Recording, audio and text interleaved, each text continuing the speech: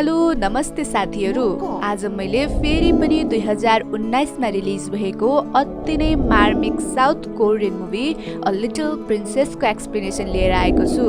यो मुभीमा जब एक्लै बस्दै आइरहेकी एउटी 72 वर्षकी बुढी हजुरआमाको जिन्दगीमा एक्कासी एक दिन 12 वर्षकी एउटी केटी जो आफ्नो दुधे बहिनीलाई लिएर आफूहरू उनको नातिनी हो भन्दै उनलाई खोज्दै आउँदा ती एक्लै बुढी हजुरआमाको जिन्दगीमा त्यसपछि कस्तो उथुलपुथुल आउँछ त, ती सब कुरा थाहा पाउनको लागि हाम्रो यो भिडियोलाई अन्तिमसम्म हेरेर साथ दिनुहोला।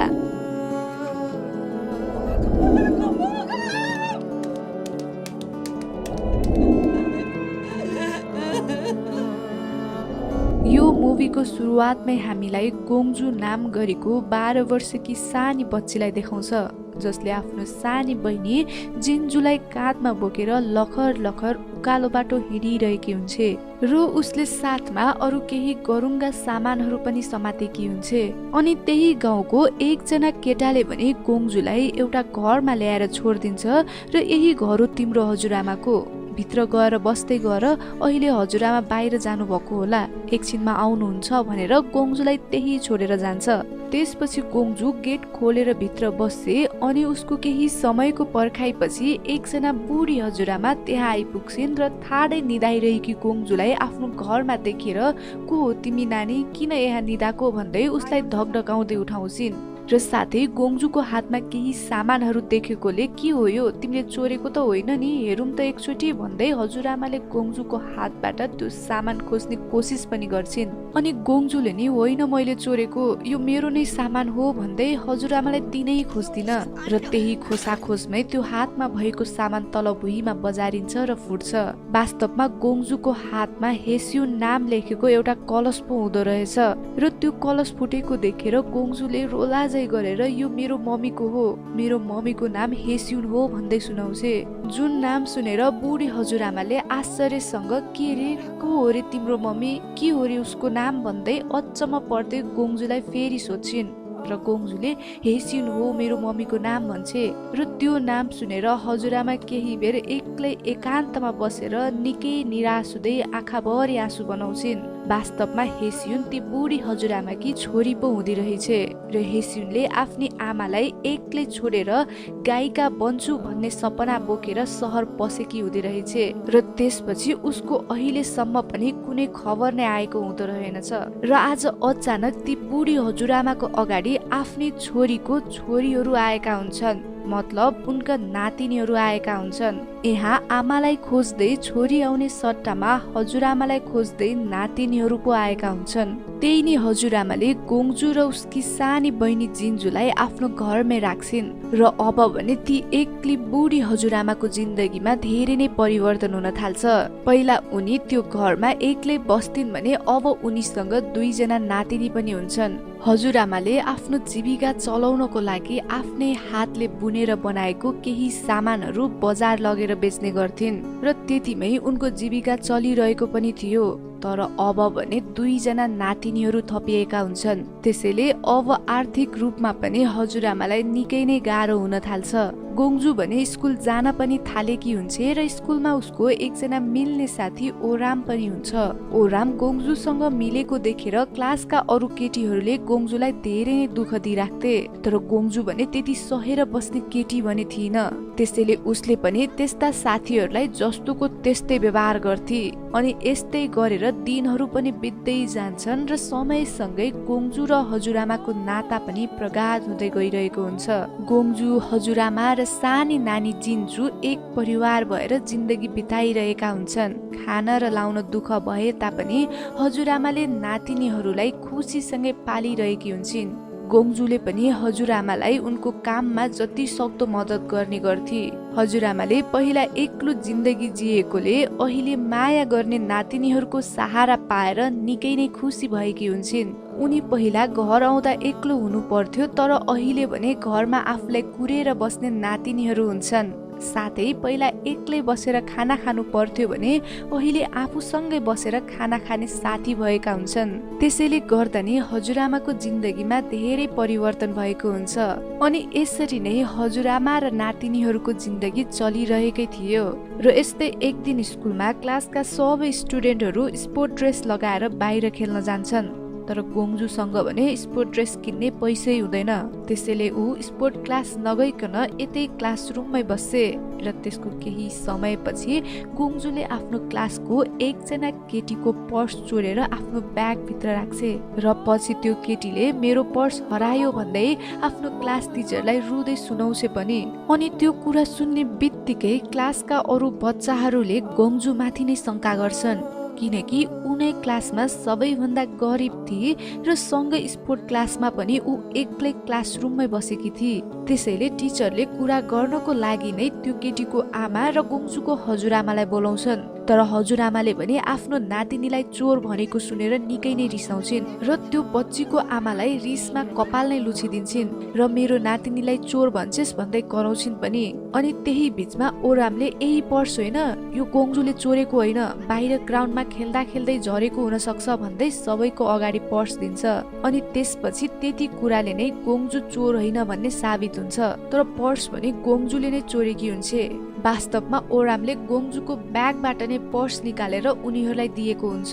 ओरामलाई गोङ्जुको त्यो हरकतले त्यति फरक भने पार्दैन, किनकि उसलाई गोङ्जुको सबै परिस्थिति थाहा थियो। र पछि गोङ्जुले ओरामलाई, ओराम तिमी छक्क पर्यो होला है मैले चोरेको थाहा पाएर भनेर सोद्धा ओरामले, मैले तिमीलाई गलत सोचेकै छैन गोङ्जु, तिमीलाई स्पोर्ट ड्रेस किन्नको लागि पैसा चाहिएको हो र भनेर सोद्धा गोङ्जुले रुँदै, होइन मलाई त केही पनि चाहिँदैन, तर हजुरआमाको चस्मा भाँचिएको छ, त्यसैले कतै आँखा नदेखेर हजुरआमालाई केही हुन्छ कि भन्ने डर लागिराख्छ, त्यसैले उहाँलाई चस्मा किनिदिनको लागि नै बाध्यताले चोरेको हो भन्दै सुनाउँछे। र उसको सबै कुरा सुनेर ओरामले उसको भावनालाई बुझ्ने कोसिस गर्छ। अनि फेरि यस्तै दिनहरू बित्दै जान्छन् र हजुरआमा र गोङ्जु बीचको नाता पनि अझै गाढा हुँदै जान्छ। र यस्तै एक दिन गोङ्जु र हजुरआमा गेम खेल्दै हाँस्दै रमाइरहेका हुन्छन्। अनि अचानक गोङ्जुको मुखबाट यस्तो सत्य कुरा निक्लिन्छ जसले गर्दा पुरै हाँसिरहेको माहौल नै शान्त हुन पुग्छ। गोङ्जुले कुरा गर्दा गर्दै हाँसेर नै, म तपाईको छोरीको कोखबाट जन्मेको छोरी नै होइन हजुरआमा, उहाँ त मेरो सौतेनी आमा हो भन्छे।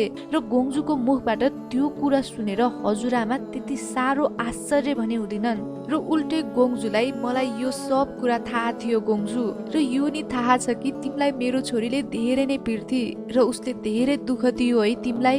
र गोङ्जु साँच्चै भन त तिमीले उसलाई धेरै घृणा गर्छौ हो भनेर सोद्धा गोङ्जुले, नाइ गर्दिन हजुरआमा, उहाँले मलाई जति पीडा दिए नि तर कहिले पनि मलाई घरबाट भने निकाल्नु भएन। बुवा बित्नु भयो तर उहाँ सधैँ मेरो साथमा हुनुहुन्थ्यो, कहिले पनि मलाई एक्लै छोडेर जानु भएन भन्दै सुनाउँछे। अनि गोङ्जु र हजुरआमा बीच ती कुराकानी हुँदा हुँदै हजुरआमाले, जस्तो जे भए पनि गोङ्जु तिमी मेरो नै नातिनी हौ, म कहिले पनि तिमीदेखि टाढा हुँदिन। तर गोङ्जु, के तिमीले मेरो छोरीलाई माफ गरिदिन सक्छौ? उसले तिमीलाई जस्तो व्यवहार गरेकी थिए ती सबै कुरालाई बिर्सेर माफ गरिदेऊ ल भन्दै छोरीको तर्फबाट गोङ्जुलाई माफी माग्दै बिन्ती गर्छिन् र आँखाभरि आँसु बनाएर सुत्न जान्छन्। अनि अर्को दिन हस्पिटलमा बच्चाहरूको लागि फ्री भ्याक्सिन दिइरहेको हुन्छ।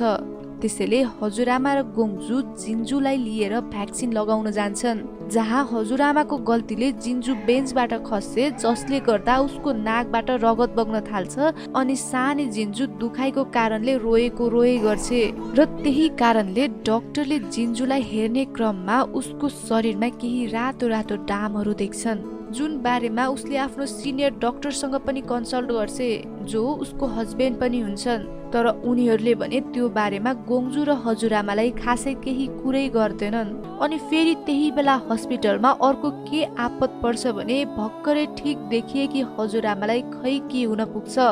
उनले सबै कुरा बिर्सिएर आफू कता जाने भन्ने ठाउँ नै बिर्सिन पुग्छिन्। सायद त्यो उनको उमेरको कारणले हुन सक्छ। तर पछि गोङ्जुले हजुरआमालाई देख्छे जसको हालत त्यति राम्रो भने हुँदैन। त्यसैले उसले जिन्जुलाई काँधमा बोकेर अनि हजुरआमालाई हातमा समातेर डोर्याउँदै डोर्याउँदै घरसम्म ल्याउँछे। अनि घरमा आएर हजुरआमालाई सुताउने कोसिस पनि गर्छे। र त्यसको केही दिनपछि पहिले जस्तै सबै कुरा नर्मल हुँदै जान्छ। अनि बिस्तारै हामीले थाहा पाउँछौँ कि गोङ्जुलाई फोटो खिच्न धेरै नै मनपर्छ भनेर। र त्यो कुरा ओरामले पनि थाहा पाउँछ। त्यसैले उसले गोङ्जुको लागि एउटा क्यामेरा केही दिनको लागि मिलाइदिन्छ, जसले गर्दा उसले केही फोटोहरू खिच्न थाल्छे। जिन्जुको फोटो खिचे, हजुरआमाको फोटो खिचे र हामी परिवार भनेर तीनैजनाको फोटो पनि खिचे। तर बिस्तारै पहिले जस्तै नर्मल हुँदै गइरहेको यी तिनको जिन्दगी भने फेरि परिवर्तन हुन थाल्छ। किनकि बिस्तारै बिस्तारै हजुरआमाले कुराहरू बिर्सिन थालेकी हुन्छन्। त्यसैले एक दिन त्यही कारणले गर्दा नै हजुरआमाको गाउँमा अरू महिलाहरूसँग झगडा समेत हुन पुग्छ। वास्तवमा हजुरआमालाई डिमेन्सिया नामक रोग लागेको हुँदो रहेछ, जसले गर्दा उनले सबै कुरा बिर्सिन थालेकी हुन्छन्। अनि यस्तै एक दिन हजुरआमाको त्यही कारणले गर्दा जिन्जुलाई हातमा नराम्रो तरिकाले चोट पनि लाग्छ र उसलाई तुरुन्तै हस्पिटल लैजान्छन्, जहाँ त्यही डाक्टरले गोङ्जुलाई जिन्जुको केही टेस्टहरू गर्नुपर्छ अनि उसलाई के भएको हो सबै कुरा थाहा हुन्छ भनेर सुनाउँछन्। र यता घरमा भने आफ्नो कारणले जिन्जुलाई त्यस्तो भयो भनेर हजुरआमा आफैसँग निकै नै निराश हुन्छन्। र त्यही गाउँको एकजना व्यक्तिसँग मेरो कारणले यो सबै भयो, पछि झन् के हुने हो थाहा नै छैन। तिमीले मेरो नातिनीहरूलाई ख्याल गरिदिने कोही भेटाउँछौ कि उनीहरूलाई एडप्ट गर्ने कोही छ कि खोजिदेऊ न भन्छन्। यदि उनीहरू मसँग बसे भने जे नि हुन सक्छ, उनीहरूलाई खतरा छ मबाट भन्दै सुनाउँछिन् र निकै नै भावुक हुन्छन्। ठ्याक्कै त्यसको केही दिनपछि नै जिन्जुलाई उपचार गरिरहेकै डाक्टरले जिन्जुलाई एडप्ट गर्ने विचार गर्छन्। किनकि उनीहरूको बच्चा सानैमा मरिसकेको हुन्छ र ऊ पनि सेम जिन्जु जस्तै देखिँदो रहेछ। त्यसैले जिन्जुलाई देखेर डाक्टरलाई आफ्नो सन्तानको झल्को मेटिदो रहेछ। र अब यहाँ ढुङ्गा खोज्दा देउता नै मिले चाहिँ हजुरआमाले जिन्जुलाई डाक्टरलाई दिने विचार नै गर्छिन्। तर त्यो कुरा सुनेर गोङ्जु निकै नै निराश हुँदै हस्पिटलमा जिन्जुलाई भेट्न आउँछे र त्यहाँ उसले अरू डाक्टरहरूको कुरा सुन्छ कि जिन्जुको उपचारको लागि धेरै नै पैसा चाहिन्छ, नत्र उसलाई बचाउन निकै गाह्रो छ भनेर। त्यसैले उसले पनि जिन्जुको राम्रोको लागि नै डाक्टरहरूलाई दिने विचार नै गर्छे। अनि यता घरमा भने हजुरआमाको हालत दिनका दिन निकै खराब हुँदै गइरहेको हुन्छ। उनी पागल जस्तै भइरहेकी हुन्छन्। खाना कति खाए भन्ने पनि बिर्सिने र आफू को हो भन्ने समेत पनि बिर्सिन थालेकी हुन्छन्। त्यसैले उनले आफ्नो नातिनीहरूलाई बिर्सिन्छु कि भन्ने डरले गोङ्जु र जिन्जुको नामको ट्याटु नै हातमा खोप्छिन्, ताकि कहिले पनि उनीहरूलाई बिर्सिन नसकुन् भनेर। अनि यता हस्पिटलमा भने आफ्नो बहिनीको खुसी र उसको जिन्दगीको लागि गोङ्जुले जिन्जुको सबै जिम्मा डाक्टरलाई नै दिन्छे र मेरो बहिनीको ख्याल गरिदिनु होला भन्छे। अनि त्यसको सट्टामा उसले डाक्टरलाई आफ्नो हजुरआमाको लागि एउटा चस्मा किनिदिन पनि लगाउँछे। र त्यो दिन ऊ जिन्जुलाई हस्पिटलमै सधैँको लागि छोडेर निराश हुँदै घर फर्किन्छे र घर आएर हजुरआमालाई हजुरआमा मैले तपाईँलाई चस्मा ल्याइदिएको छु भन्दै सुनाउँछे। र नातिनीको आफूप्रति त्यस्तो माया देखेर हजुरआमा निकै नै रुन्छिन् पनि। जिन्जु भने सदाको लागि उनीहरूबाट टाढा भइसकेकी हुन्छे र अब भने केवल गोङ्जु र हजुरआमा मात्र हुन्छन्। त्यसरी आफ्नो सानो प्यारो परिवार टुक्रिएको देखेर गोङ्जु निकै रुन्छे र साथमा हजुरआमा पनि निकै नै रुन्छिन्। अनि हजुरआमा एक्लै रुँदै मलाई तिमीहरूको बिहे हेर्ने रहर त होइन, केवल आफ्नो बाँकी रहेको जिन्दगी तिमीहरूसँगै बिताउने सपना थियो। तर मेरो यो बेकारको जिन्दगीले कहिले पनि मेरो साथ नै दिएन, जहिले पनि मेरो मनलाई पीडा मात्र दिन्छ भन्दै निकै रुन्छिन्। जिन्जु बिना जिन्दगी बितिरहेको हुन्छ, तर हजुरआमालाई भने अझै पनि गोङ्जुको पीर थियो। त्यसैले गोङ्जुलाई कतै आफ्नो कारणले केही नराम्रो हुन्छ र आफू गोङ्जुको लागि खतरा हुन सक्छु भनेर उसँग बहाना बनाउँदै झगडा गर्न थाल्छिन् र मेरो घरबाट निक्लेर गइहाल, तिम्रो मुख नै हेर्न मन छैन मलाई भन्दै मन घोच्ने वचन समेत लगाउँछिन्, ताकि गोङ्जु आफूदेखि टाढा जान्छ कि भन्ने विचारले।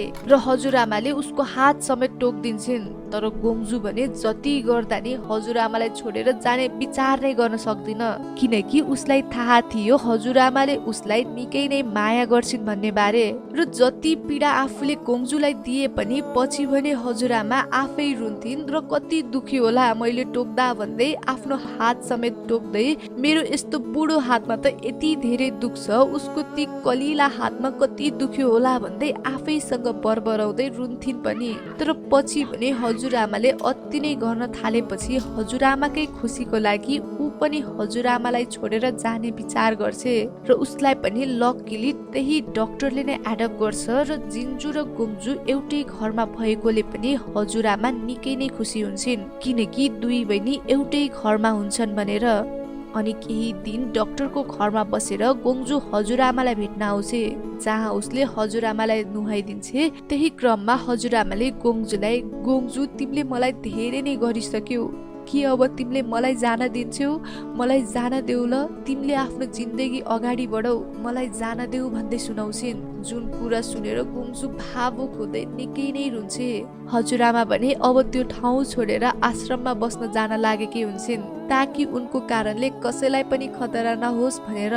अनि सँगै उनको अब दिमागले काम पनि गर्न छोडिसकेको हुन्छ र सबै कुरा बिर्सिन पनि थालेकी हुन्छन्। त्यसैले हजुरआमा सदाको लागि आफूदेखि टाढा जान लागेको भएर गोङ्जु हजुरआमा जाने बेला समेत बाहिर ननिस्किकन भित्र रुमको एउटा कुनामा रुँदै बस्छे। अब भने दिनहरू बिस्तारै बित्दै थिए र गोङ्जु पनि नयाँ घरमा एडजस्ट हुने कोसिस गरिरहेकी हुन्छे र उसलाई र जिन्जुलाई डाक्टरले आफ्नै सन्तान जसरी निकै माया पनि गर्छन्। तर अझै पनि गोङ्जुले भने हजुरआमालाई बिर्सिनै सकेकी हुँदिन। त्यसैले एक दिन ऊ हजुरआमालाई भेट्न जान्छे, जहाँ त्यस्ता बिरामी भएका बुढा बुढीहरू धेरै नै हुन्छन्। हजुरआमा भने एउटा ठाउँमा एक्लै बसेर मफलर बुनिरहेकी हुन्छन्। अनि उनले गोङ्जुलाई रोएको देखेर, किन रोको नानी तिमी, तिमीले तिम्रो मम्मी बाबा हरायो हो, नरौ भन्दै सम्झाउँछिन् पनि। र उनले गोङ्जुलाई पुरै बिर्सिसकेकी हुँदी रहेछिन्। गोङ्जुले भने मैले मेरो हजुरआमालाई हराए हजुरआमा भन्दै निकै रुन्छे। अनि हजुरआमाले नरौ नानी, म तिम्रो हजुरआमालाई भेटाउन मद्दत गर्छु नि भन्दै फकाउँछिन्। र सँगै उनले नानी तिम्रो नाम के हो भन्दै सोध्छिन् पनि। र गोङ्जुले मेरो नाम गोङ्जु हो भन्छे। र हजुरआमाले गोङ्जु नाम सुन्ने बित्तिकै तिम्रो नाम गोङ्जु हो, अब म कहिले पनि बिर्सिदिन है तिम्रो नाम भन्दै सुनाउँछिन्। र हजुरआमाको ती कुराहरू सुनेर गोङ्जु हजुरआमालाई अङ्गालो मार्दै चिच्चाइ निकै नै रुन्छे। अनि यता भने हजुरआमाको आँखाबाट पनि बरर र आँसु झर्छ। अनि यता अर्को दिन उसले डाक्टरको घरमा एउटा चिठी छोडेर, मलाई माफ गरिदिनु है, हजुरआमालाई मेरो धेरै नै आवश्यक छ, जिन्जुको राम्रोसँग ख्याल गर्नु होला, मैले हजुरआमाको ख्याल गर्नुपर्ने हुन्छ, त्यसैले जाँदैछु भनेर लेखेकी हुन्छे। र त्यसपछि ऊ हजुरआमासँगै आएर त्यही पहिलाकै घरमा हजुरआमाको ख्याल गर्दै हुन्छे। यसरी दिन, हप्ता, महिना र वर्ष बित्दै जान्छन् र गोङ्जु र हजुरआमा सँगै बस्दै आएका हुन्छन्। एक दिन हजुरआमाले गोङ्जुलाई नजिक बोलाएर, गोङ्जु मैले तिमीलाई र जिन्जुलाई मफलर बुन्देको छु है, हेर त भन्दै सुनाउँछिन्। अनि सँगै हजुरआमाले, मैले तिमीहरू जस्तो नातिनी पाएर म धेरै नै खुसी छु। सधैँ घरमा एक्लै हुने मान्छे, एक्लै खाने, एक्लै सुत्ने, तर तिमीहरू आएदेखि मेरो पनि परिवार भयो। म त्यति बेला एकदमै खुसी थिए, तर कहिले पनि मैले तिमीलाई ती कुराहरू भन्दै भनिन भन्दै रुन्छिन्। अनि हजुरआमासँगै गोङ्जु पनि रुन्छे र यस्तै कुरा गर्दा गर्दै हजुरआमाको त्यही मृत्यु हुन पुग्छ। र गोङ्जु हजुरआमाको त्यही साइडमा पल्टेर निकै नै रुन्छे, किनकि उसको परिवार भनेकै त्यही हजुरआमा नै त थिइन् नि। त्यसैले सायद त्यो दिन हजुरआमाको जिन्दगीको अन्तिम दिन भएर होला उनले जिन्जु र गोङ्जुलाई सम्झेर आफ्नो मनको सबै कुरा पोख्छिन्। अनि यसैमा मुभीमा केही वर्षपछि देखाउँछ जहाँ गोङ्जु ठुली भइसकेकी हुन्छे र सँगै फेमस फोटोग्राफर पनि भएकी हुन्छे। अनि यस्तै एक दिन हजुरआमाले बुनेको मफलर ओढेर एकजना केटी गोङ्जुलाई भेट्न आउँछे र त्यो मफलर गोङ्जुलाई देखाउँदै, फाइनल्ली मैले तपाईलाई भेटाए भन्छे। र ऊ अरू कोही नभएर जिन्जु हुँदी रहेछे। अनि उसले गोङ्जुलाई दिदी भन्दै पुकार्छे र यहाँ दुवै दिदी बहिनीको फाइनल्ली भेट हुन्छ र जोडले अङ्गालो मार्छन्। वास्तवमा हजुरआमाले पछि यी दुई दिदी बहिनीलाई भेट्न सजिलो हुन्छ भनेर त्यो मफलर बुन्देकी हुन्छन्। अनि अब भने मुभीको अन्त्यमा हजुरआमा गोङ्जू र सानी जिन्जुलाई देखाउँछ, जहाँ गोङ्जूले आफ्नो 3 जना परिवारको फोटो खिचेकी हुन्छे, जुन बेला सबैजना निकै नै खुसी हुन्छन्। र यसैमा यो मुभीको समाप्त पनि यही हुन्छ।